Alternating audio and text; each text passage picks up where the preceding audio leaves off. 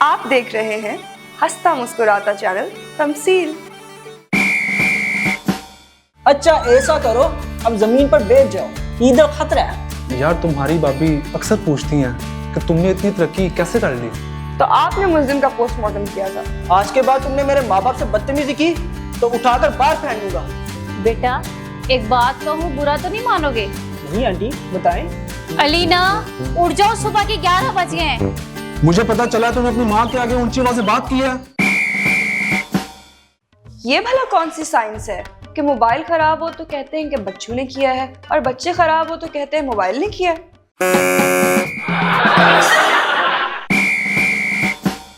Late शादी करने का सबसे बड़ा नुकसान ये है कि जब औलाद पे रोक डालने का वक्त आता है तो डॉक्टर ने ऊंचा बोलने से मना कर दिया होता है।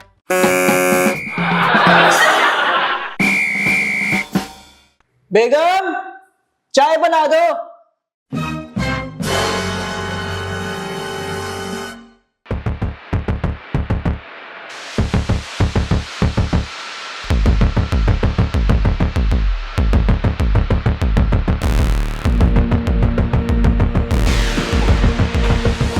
तुमने मुझे कुछ कहा था? हाँ बेगम, मैं पूछा था चाय बना दूं? बना दो।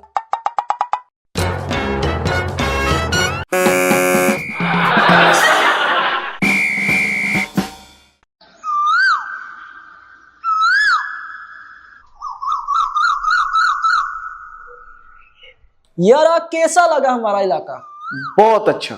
अच्छा ऐसा करो, अब जमीन पर बैठ जाओ, इधर खतरा है। क्यों?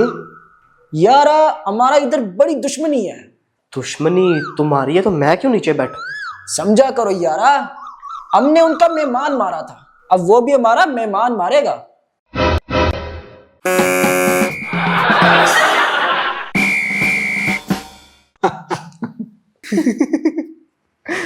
यार तुम्हारी भाभी अक्सर पूछती हैं कि तुमने इतनी तरक्की कैसे कर ली। हाँ, बल्कि मैं तो इनसे कहती हूँ कि आप भी रियाज भाई की तरह मेहनत किया करें। बस भाभी, मेहनत क्या करनी है। सच पूछे तो इसमें अगर किसी की दुआएं और हौसला अफजाई शामिल है तो। बस बस प्लीज रहने भी दे। नहीं बेगम, जो बात सच है मुझे बताने दो। अरे क्यों शर्मिंदा करते हो? नहीं बेगम, इसमें शर्मिंदगी वाली कौन सी बात है। अरे बताने देना भाभी। तो मैं कह रहा था कि मेरी मेहनत से ज़्यादा जिसने मेरे लिए दुआएं की, हौसला अफजाई की, उसका सारा क्रेडिट मेरी माँ को जाता है। Thank you.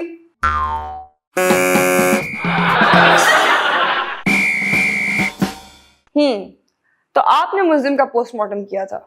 जी। कितने बजे शुरू किया था पोस्टमार्टम? यही कोई रात के 10 बजे।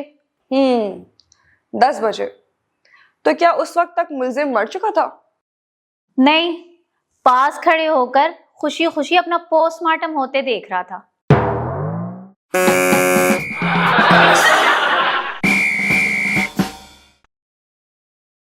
तुम समझती क्या हो अपने आप को? मैं तुम्हें जूते की नोक पर लिखता हूं। आज के बाद तुमने मेरे माँ बाप से बदतमीजी की तो उठाकर बाहर फेंक दूंगा, समझी? हाँ, ऐसा कहा था नदीम ने अपनी बीवी को। आज हॉस्पिटल में पड़ा हुआ है। भला ऐसे भी कोई अपनी बीवी को कहता है?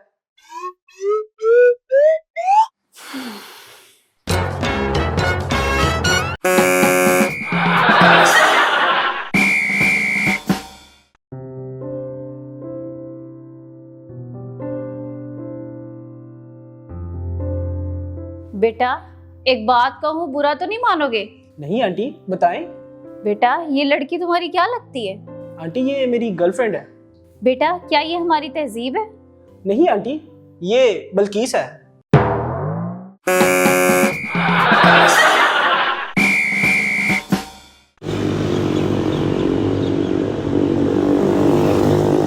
अल्लाह दे नाते भाई जी बस ते जाना जे ते हेलमेट पाने की की लोड़ सी? वो तो मोटरसाइकिल वाले वास्ते। कुछ पता नहीं भाई, बस में बैठे हुआ कभी चलान कर दे। मुझे तो लगता है पैदल चलने वालों का भी चलान हो जाना है। अल्लाह दे नाते भाईया एक हेलमेट फकीर नूं भी लै दे।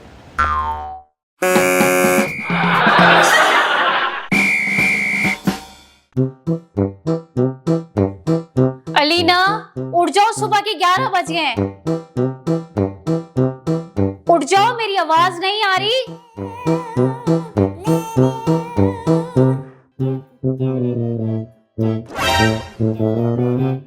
कमबख्त, तेरे व्हाट्सएप का लास्ट सीन 2 मिनट पहले का आ रहा है। उठ उठ के पोछा लगा।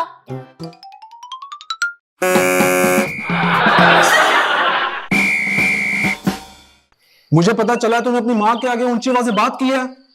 अब्बू असल में चुप, बदतमीज, शर्म नहीं आती माँ के आगे ऊंची आवाज से बात करते हो? अब्बू मुझे पता आपको जलन हो रही है, हैं? किस बात की? क्योंकि आप ऐसा नहीं ना कर सकते।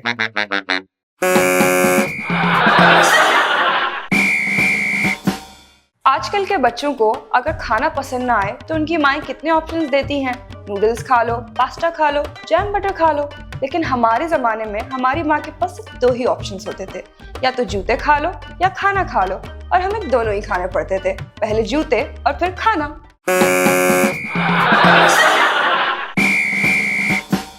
सर्दी से बचने का बेहतरीन नुस्खा सुन लीजिए। 50 ग्राम मलट्ठी, 10 अदद लौंग, 1 चम्मच देसी घी और 1 चम्मच शहद। जहां पड़ा है पड़ा रहने दें, बस रजाई से बाहर ना निकलें।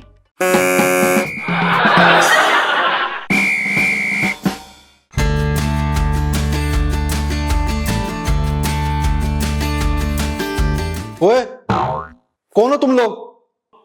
हम दोनों शादीशुदा हैं। तो घर में बैठो, यहाँ क्यों बैठे हो? घर में नहीं बैठ सकते, क्यों? इसका शौहर और मेरी बीवी बुरा मनाते हैं। ठीक है।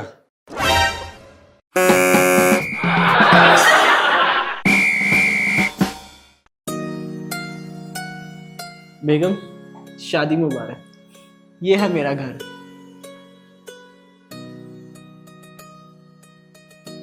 ये कपड़े किसके हैं?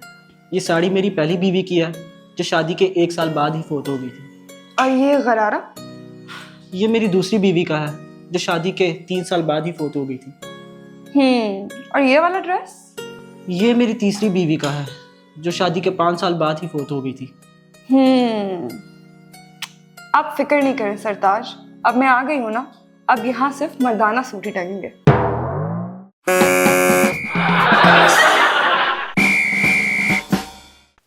पप्पू, जी सर। तुम्हारे अब्बू का क्या नाम है? सर जी असलम शाह। ओके, और अम्मी का? सर जी अब्बू तो अम्मी को डार्लिंग ही कहते हैं। हैं? ये क्या नाम हुआ? पूरा नाम भी लेते हैं? हाँ जी। वो क्या? Sorry darling.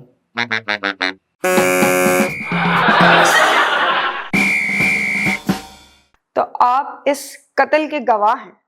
जी। आपने खुद ये कत्ल होते हुए देखा? जी। ओके, कातिल का हुलिया बता सकते हैं? जी, उसका कद दरमियाना था और छोटी छोटी दाढ़ी थी। ओके, वो मर्द था या औरत? जी वो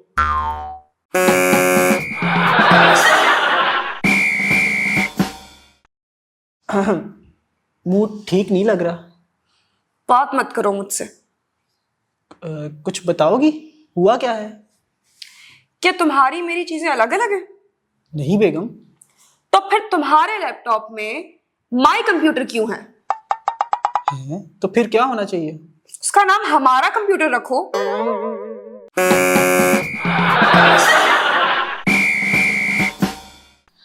आटा खत्म हो गया था, लेकर क्यों नहीं आए? ले आया हूँ बेगम। कितना? 10 किलो।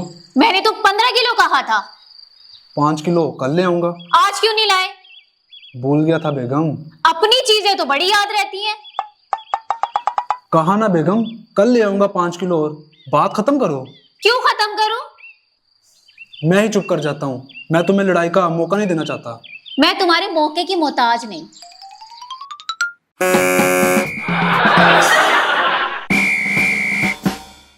बेगम, क्या सदका देने से वाकई बलाएं टलती हैं? हाँ, सदका देने से बहुत बड़ी बड़ी बलाएं टल जाती हैं। फिर तो तुम्हारे घर वालों ने बहुत बड़ा सदका दिया होगा। हाँ, वो तो देते ही रहे।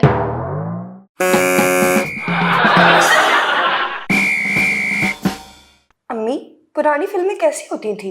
बेटा बहुत अच्छी भी होती थी और बहुत अजीब भी। अजीब कैसे अम्मी?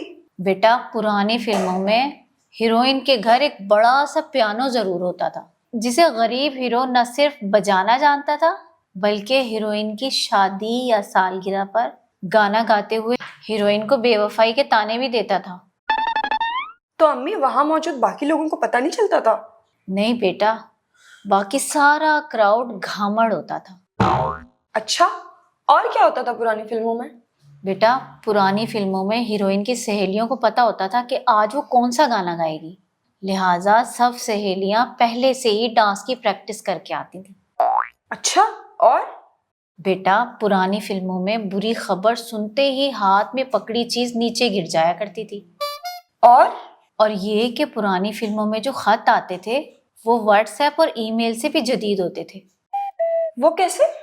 भाई खत खोलते ही खत भेजने वाले की वीडियो चलना शुरू हो जाती थी और वो खुद पढ़ के बताता था कि उसमें क्या लिखा है।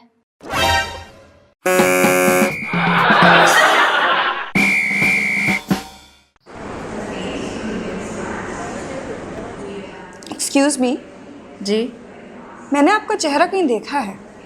कहाँ पर? शायद कराची में। सॉरी, मैं अपना चेहरा अपने साथ ही रखती हूँ।